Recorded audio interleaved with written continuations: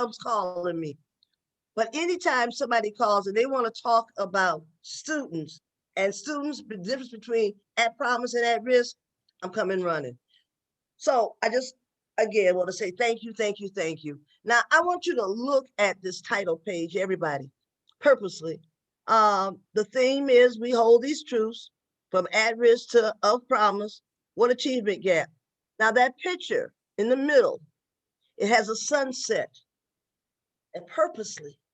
And if you see, they are graduates throwing caps up in the air, but they're throwing them up during a sunset, not a sunrise. That's extremely important. That's the difference between at risk and at promise. And so my question is, when I say, were you there? Were you there in terms of when they threw their hats up? Or were you there to cause the sun to set? Or were you there to cause the sun to rise? So I'm going to spend some time this morning and coming after Dr. Hanley. I'm like, I don't ever want to follow you again, okay? You are superb, absolutely superb. Well, My thank you. research style tends to be just a little bit different, just a little bit. And hold on just 1 minute, Dr. Slatt, just a little bit different, because I'm going to do mine more from a practical or an action research piece, more so than from the theoretical, because you have to combine the two. If you don't, that's where we make mistakes, okay? So mine is going to be a little bit different than the traditional kind of research presentation. Next slide, please. So I'm going to spend some time today talking with you about and acknowledge and recognizing and commending and affirming all who are in the field of education, because they're the ones who really make the difference in the lives of children. So we're going to spend a minute talking about the semantic change. Now I want you to hear what I'm saying, the semantic change from the terminology at risk to at promise. So if you look at our agenda, yeah, it looks quite, what can I say, inclusive, and it probably looks a little bit overwhelming. But trust me, we're gonna go through this so quickly. You're gonna say, she did all that in that short period of time. We're gonna talk about some definitions. I'm gonna give you some quotes. We're gonna talk about some career paths and choices. What about creating dropouts? Creating dropouts. We're gonna talk about that for a moment. My career path, the 23 roles of an educator, the acronym, then we're gonna make a quilt. And I know you're wondering now, how are we gonna do all that in this short period of time? Just sit there, trust me, we got this. Because then we're gonna talk about truths, at risk, at promise. You're gonna do an interactive activity. You don't even have to get out your seat to do it. Then we're gonna talk about why are you still here raising your hand, okay? So we got a lot to do in a short period of time. But because we are who we are, we're going to get this all done. Okay, next slide. Definitions.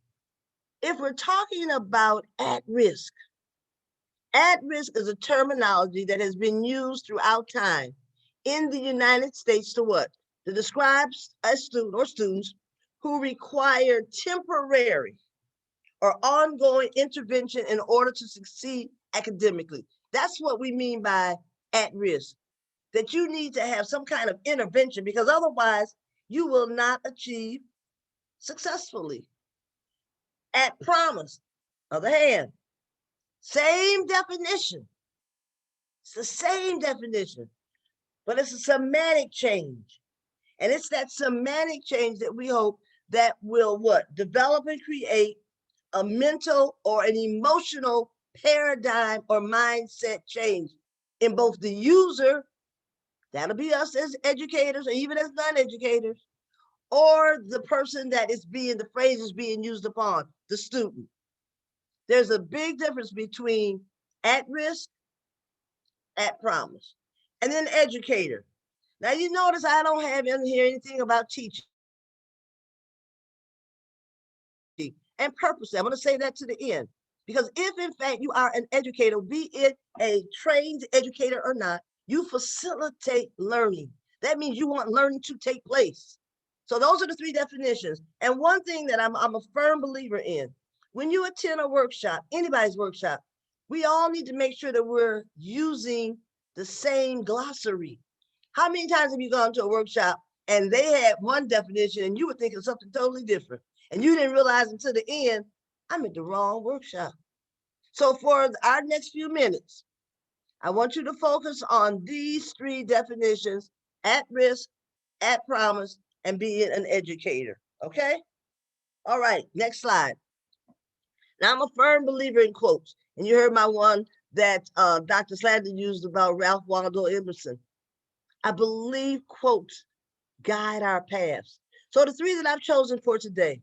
The first one, education is the passport to the future. For tomorrow belongs to those who prepare for it today. Now, I know with this pandemic, many of us have passports, but we probably haven't even used them. But whether you have physically pulled out your passport or you have virtually pulled out your passport, you have moved from one place to another at least 3 or 4 times every single day. Even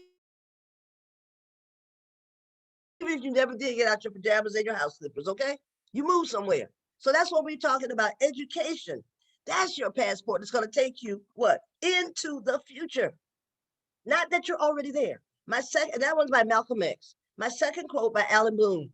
Education is the movement from darkness to lightness. That's big. You're coming out of the dark into the light. Remember earlier on the first slide when I showed you the graduation caps? And I said they were throwing their caps into darkness. It was sunset. And my last one is just a proverb. You never stop learning because life never stops teaching. You just never stop learning. I mean, I think about all the things I've learned just today. Just today. One of them was I learned even how to get up out of bed this early. I'm usually up. I mean, that's no problem. I'm up. But am I doing it? I'm doing what I want to do, and I look like I want to look. I put on makeup this morning. That's learning. So those are our quotes for today. Next slide. Okay, let's just put joking aside for a moment here.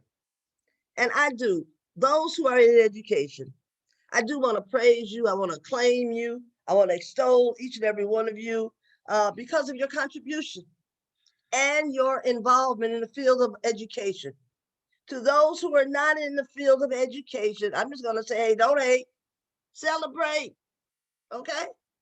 But we're going to have fun with this because there are some of you who did purposely select education. And there are some of you who, like me, accidentally meandered into education. And I'm going to talk about that in a minute. And, but when you went into education, I know somebody said to you, why are you going into education? You're so smart. You could be an engineer. You could be a business person. You could be a computer technology. They gave you all these others that you could be rather than be an educator. And they kept going on and on. Well, for those who made that decision, I don't care at what age you made it or under what circumstances you made it. But I hope that when you entered that field of education, you said, I went in there because what? I want to get rich quick. Now that would have been a lie, okay? That's an outright lie. Because you're not getting rich in the field of education. But the correct answer was because you could create you an engineer, an accountant, a business person, a lawyer. You get to create whoever you want to create in the field of education because you hold what? You hold that child, and that child could be 55 years old. It doesn't matter. But you hold that child's mind in your hand. You become the creator. So as a creator, what? You are the originator of critical and independent thinking because it all begins with you in your classroom. And it doesn't matter whether your classroom is a mortar classroom or if it's one that's virtual or if it's just in the grocery store. It doesn't matter. We get stuck sometimes and think that only education can take place behind closed doors. Every seat has to be in a row and everybody has to sit like this. Everybody has to wrong. That's not education. But you know what else you can create? You can also create a dropout.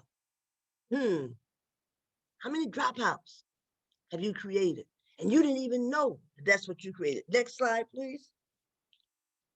So we talk about, again, all these career choices, and there are just a few of them up there.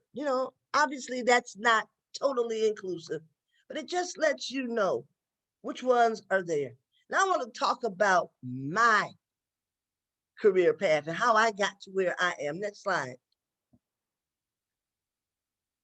For this one, we talked about that dropout.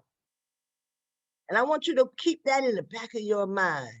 How many dropouts have you created and you didn't even know it? It was not your intention. It was not your purpose. You thought you were doing a good job. But look at what you did. Student who said, I quit. I had enough. I'm out of here. But they kept coming to class every day. But mentally, that child had dropped out. Okay, next slide. Now, when we talk about my career path, I was, as Dr. Slander indicated, I was a math major at Michigan State University. And when I left there, all I wanted to do, I was going to make me some money. So I wasn't going into education. I was going to be rich. My husband, who at that time we were dating, but we knew we were getting married. He was working for the gas company. So when we graduated, we had all this money. I worked for the telephone company. I mean, when I say this, I worked for the telephone company. He worked for the gas company. We both had company cars. Now this was, I don't tell you how old I am. I'm gonna tell you this was a long time ago though, okay? We both had company cars. We both had the expense accounts. We didn't have a gas bill in Michigan. We didn't have a phone bill. We were on top of the world. Everything was perfect. But guess what? I hated what I was doing. I'm a people person. So yeah, I was making all this money, but I never had a chance to interact with people because when I went to work as first a systems analyst. You see that one over to the left? I was a systems analyst. Now, back in those days, the computers were as huge as I don't know what. So they were all in one room. The computer was in one room. The systems analysts were in another room. And the data analysts or the input people were in another.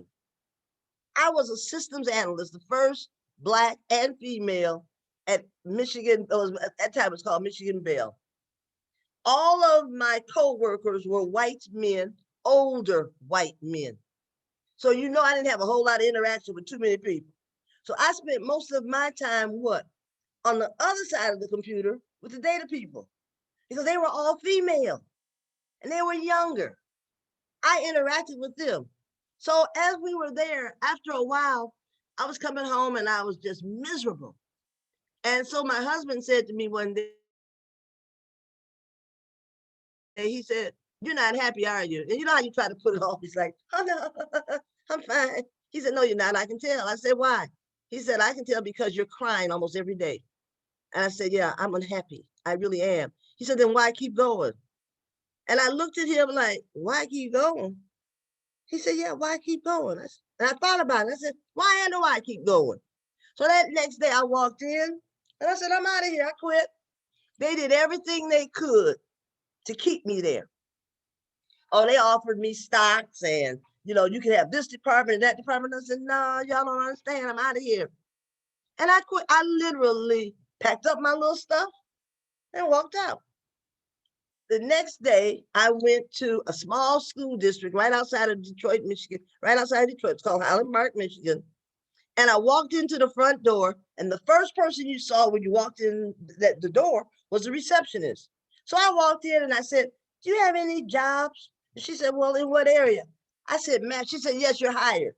Now I had no interview. And I'm thinking, you the receptionist, how you gonna hire me? She said, "Black, female, math person, science minor. Yes, we want you." And I'm like, "But I don't really want no job. Now I was just asking you."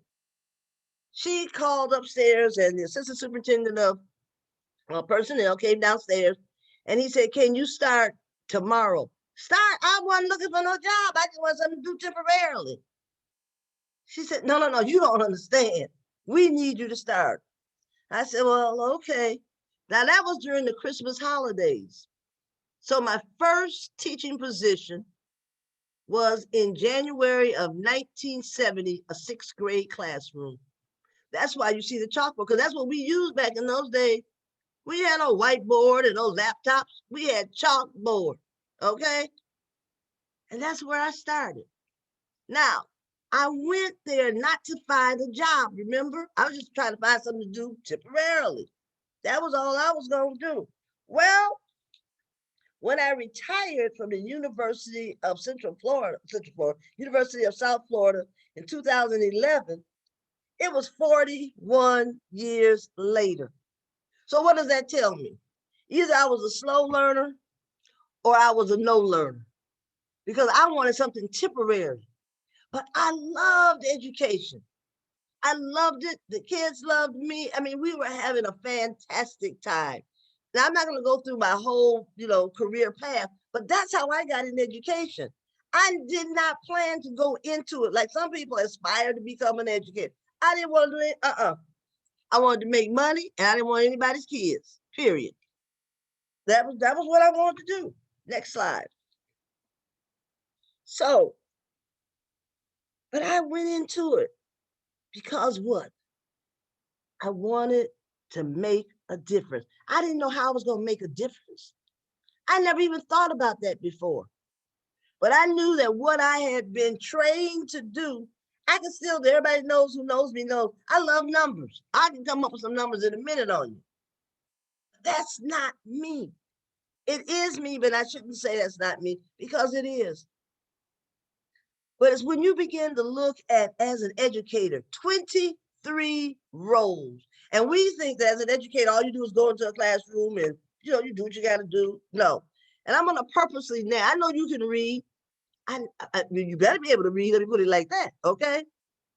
These 23 roles. You're a learner, you're a collector, you're a curator, you're an alchemist, you're a programmer, you're a salesperson, you're a convener, coordinator. That's not 23 yet, right? We just got a few. That's what you do. Next slide. You're a designer, a coach, an agitator, facilitator, a technology supporter, a moderator, a critic, and a lecturer. Now, guess what? With the virus and with the pandemic, that technology supporter has become, we think, overarching. That's because we have allowed that to become overarching. You still got those other things that you do. That's what you do. But we're still not at 23 yet, okay? Let's keep it going. Come on, Dr. Slander. You're also a sharer. Do you realize how much you share with your students every day? You're a demonstrator, a mentor, a connector, a theorizer, an evaluator, and unfortunately, yes, you're a bureaucrat. And there's nothing wrong with that, because that's not all that you do. If it is, we got a bigger problem. So those are the 23 roles that you play when you're in the field of education. Next slide. So when we talk about education or education, now this is what my acronym has been.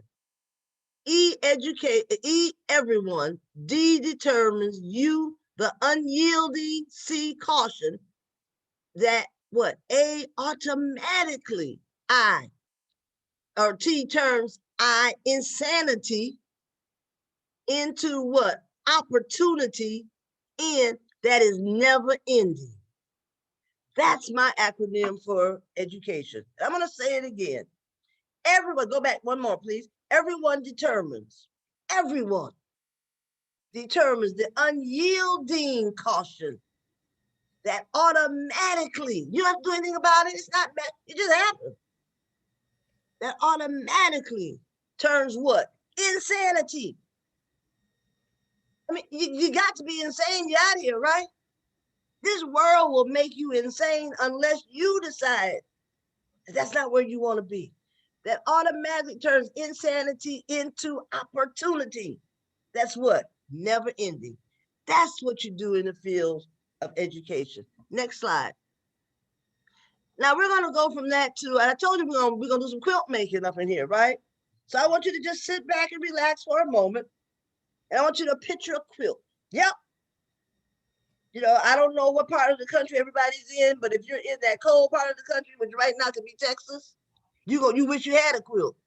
I'm in sunny Florida, and right now it's sunny where I am, and I got my air on. Okay, but I want you to sit back and picture a quilt, just like your grandmother would make. And I know it's early in the morning, and I know some of you haven't had your cup of coffee or your tea, so trust me, I ain't gonna let you keep your eyes closed too long. But I want you to just relax for a minute. And I want you to imagine that we're making this quilt. And if that quilt could talk, what a story it would have to tell. Because you put the patches on that quilt. You put the patches on that quilt. And when you put the patches on, that combination or that culmination of patches is what turns it into what? An almanac or an encyclopedia. Okay? That's what your quilt is going to look like. Now, some of you are getting real comfortable, so come on, open up them eyes. Come on. I don't see everybody's eyes. Let me see them. Okay. Now, imagine if your community of educators had a quilt. What would that quilt look like?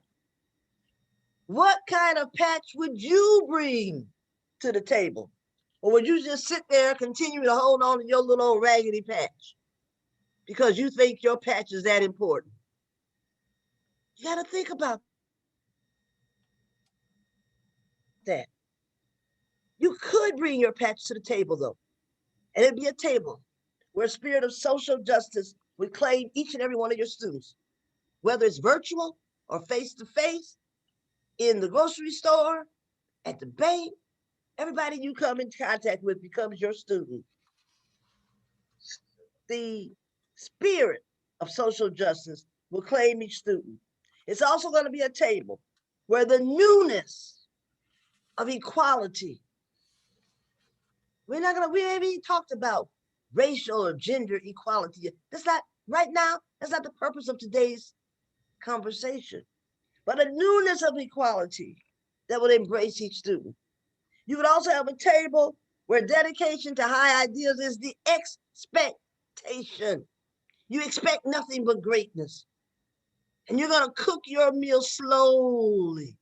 You know, we're not going to stuff those things into a microwave like most of us do, and then we eat real fast. No, we're going to cook it slowly, okay? And you're going to sit at that table every day. You're going to feed from that meal with that quilt wrapped around you. Because what? That meal and that quilt around you is what's going to allow you to become a catalyst for change. That visionary. You're never going to be content with the status quo. Never. Because you're always going to be looking for a better way. Then you can help create a quilt, but you want to create one that's going to last a lifetime. And you're going to use special threads for your quilt. Not any old thread can you use to put your little raggedy patch on this quilt, okay? And the special threads that you're going to use are civility, commitment, concern, dependability, fairness, friendliness, integrity, self-control, and wholesomeness. Those are the only threads you can use if you're going to take your patch and add it to our quilt. And then you're going to use 3 special needles. You got to think about it. I don't care how raggedy your patch is, you're going to use 3 needles now. And those needles are going to be earmarked truths, at risk, and at promise. And these needles are the ones that belong to each of you that's an educator. Because again, you want to add your special quilt to this. Now I'm about to wrap up, and I'm going to read to you a poem that's one of my favorites. And in this poem, we talk about the words, I teach. Now, I said earlier that as an educator, you facilitate learning.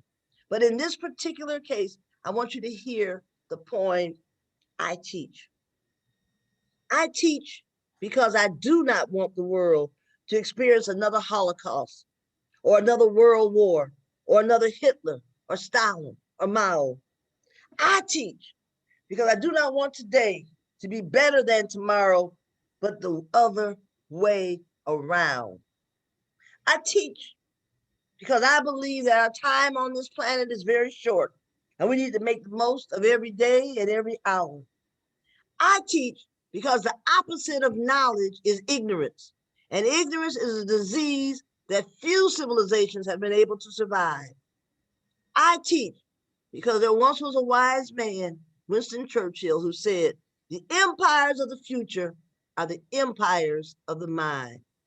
I teach because history, that author H.G. Wells once wrote, becomes more and more a race between education and catastrophe. I teach because our greatest natural resource is not oil or water or coal or, fossil fuel or anything. But as Walt Disney said, our greatest natural resource is the minds of our children. I teach because I want to become a part of the solution, not a part of the problem. I teach because one of our great presidents, John Kennedy, said, our progress as a nation can be no swifter than our progress in education. See, the final analysis, I teach because I believe. And I want you to believe. Next slide, please. So when we look at our 3 needles, and that's our quilt. And we said what? That our 3 needles will be marked proofs, at risk, at promise. I need you to take your patch, whatever your patch is. Take those needles, all 3 of them, and begin quilting. Begin quilting today. Next slide. Now, I told you, next slide, please, Dr. Slater. When was the last time that you cried? These are some truths. What is your biggest regret? Do you have a favorite friend or sibling or student? And what's a secret you've never told anyone? What's your biggest fear? Those are our truths. And if we don't deal with them, guess what? They're going to deal with us. So we have to learn how to deal with our truths. Next slide. Gloria Ladson Billings, which I know many of you have heard of and read about before, she once said of the term at risk that we cannot saddle these babies, and that's what I consider them, babies, at kindergarten with the label of being called at risk and expect them to proudly wear it for the next 13 years until they graduate and then think, well, gee, I don't know why they are doing good. I mean, I said they were at risk all this time, but they're not doing well. Why? Next slide. At promise. There's a California law now, and I don't know how many people on this presentation are here or live in California or in California right now, that refers to those of economic or social challenges as at promise students. And there are advocates out there that hope that the impact will be more than just a semantic shift. And a semantic shift is when we only change the terminology using our mouths. We don't believe it, we don't feel it, we don't advocate for it. And while terms such as at promise and at potential are gaining popularity, there's a researcher, Arnold, who said neither is used universally. Changing the culture. We have to change the culture of how we think about students and their strengths is ultimately more important than what we call it. But perhaps at promise will end up being how we talk about these issues. That the babies are at promise. They're not at risk. Next slide. Now, I told you I want you to do an interactive activity. Right where you're sitting, you got a right leg and a left leg. Just move them a little bit apart. You're going to have the right leg in one part of the Venn diagram, the left leg in the other. The only part that's in the middle is where your heart and your brain are, that blue area. That's the part that's in the middle. Are you a right-legged person, a left-legged person, or are you in the middle? I pray to God that as an educator, you're in the middle. Because whether it's a right leg or a left leg, One leg stands for totally schools. The other leg stands for totally at home or societal rules. If you're one-sided, you can't be both right leg and left leg. You're either or. The only part that is stable, that stays, is the same, is the part that's in the middle. That's where your head and your heart come together. That's part of what Dr. Hanley was talking about. That was what she was saying. Look at what we've done. Look at how we can do it. So we know that you're not creators of facts. We know that you're creators of knowledge. That's the difference. Next slide. Now, so I guess I have two questions. For those of you who are here, you raised your hand, you registered to come to this workshop.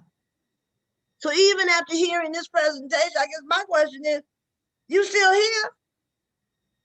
You know, you still here. Whether you got your camera on or not, I see your name. So that says to me what? You're interested.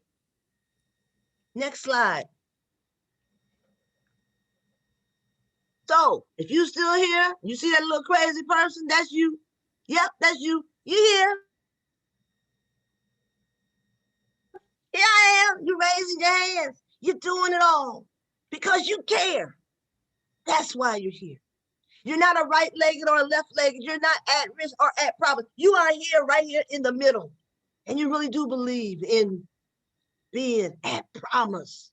The only risk students have is whose school district they're going to be in, whose school they're going to be in, whose classroom they're going to be in. That's the risk they take. And I pray to God that you are at promise, and they are too. Next slide, please. So we talk about people who raise their hand. You see the people up there that you know? Uh-huh. Now, if this is a lie, took it off your website, okay? I don't tell no lie, I took pictures off the website. They raise their hands because they believe. And each and every one of you believes as well. That's the difference between being at risk and at promise. Next slide. So I'm gonna thank you. I'm gonna thank you for attending. I'm gonna thank you for participating. And I know you're coming to, future sessions that they will have. But when you come, don't come unless you plan to make a difference. Don't come because you ain't got nothing else to do. You thought you'd get up early. You thought you look cute. That's the wrong reason. You come because you care, and you come because you truly believe that every person you come in contact with, especially those babies, and I said, I don't care if the baby's 55, that person is at promise. Love you, and I thank you. Thank you so much. Doctors Hanley and Walker, you have both taken us to school today. I have so many notes that Walmart is waiting to give me more notepads. Dr. Walker, in my 25 years of our professional and personal relationship, I've heard many, many messages, and none of them have been the same. And before we turn it over to our chat moderator, I just want to personally thank so many of you who have continued to expand our network. Nearly 90 people registered today.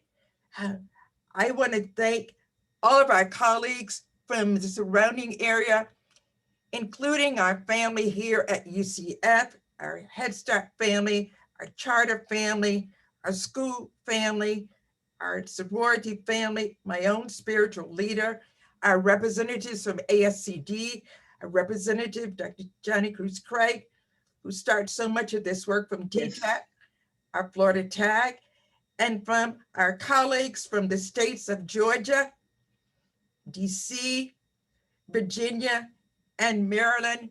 We could not do this work without you. Thank you, Texas. In spite of the bad weather, you're still turning in and tuning in. Ms. Hill, what are some of the themes and comments that have resonated with our wonderful colleagues today? Good morning, and thank you for the opportunity, Dr. Slanda and Dr. Lou. I am just praying that I'm not disconnected. I was disconnected about 2 times. And that's the internet in my area. So now we have a new problem, Dr. Walker, that we need you to help us solve, because Okay. it's no longer the great divide with the financial. It is the network infrastructure that we are now being faced with. Our children in those at promise areas in which I live are having the great internet network infrastructure divide. So hopefully I won't be kicked off, but we're now fired up. We're ready to work. I heard that we received our boost of energy that we needed this morning. Dr. Hanley started us off with an awesome presentation, reminding us to keep our eyes and focus on our little Black and brown girls that are sometimes perceived the same way our little Black and brown boys are perceived, and they're struggling with communication. I cannot wait to hear the rest of your research, Dr. Hanley, as a mother of a 15-year-old girl that I'm constantly talking to about communicating and using her words and letting the world know how great she is, and not getting caught up in the stereotypes that the world can place on her. So thank you for that. I saw in the chat box, awesome presentation, very informative, research that is important for us as educators. And then Dr. Walker set us down to the table, and let me just adjust myself because wow, those words were very interesting. I heard students at promise is such a better term. I so needed this booster shot this morning. Am I creating dropouts? Not on our watch. We even have some new hashtags, Dr. Walker. Hashtag be the light. Hashtag not on our watch. And then you just told us that words matter and shifting the mindset. As the director of Orange County Head Start, I said to myself, it's time for me and our staff to come up with a new vision statement, removing that word at risk and putting at promise. And so if I learned nothing else, my staff on the phone, we got a new task, and that's reworking our mission statement. Semantics are extremely significant in changing perspective. It is the basic of assigning the meaning, movement from darkness to light. And so we are all on the same page. We are all fired up. You have us ready. I don't think I've been this fired up at this early in a long time. I'm smiling. I even put on lipstick myself, and I haven't done that in a long time either. Put on my good pearls. No, you haven't. No, you haven't. So we are ready. I see so many familiar faces, Dr. Sissy and Dr. Atkins and all our professor partners at UCF, Dr. Little, and we are just ready to just do the work. You reminded of most of all the 23 roles of an educator. Sometimes we lose that. We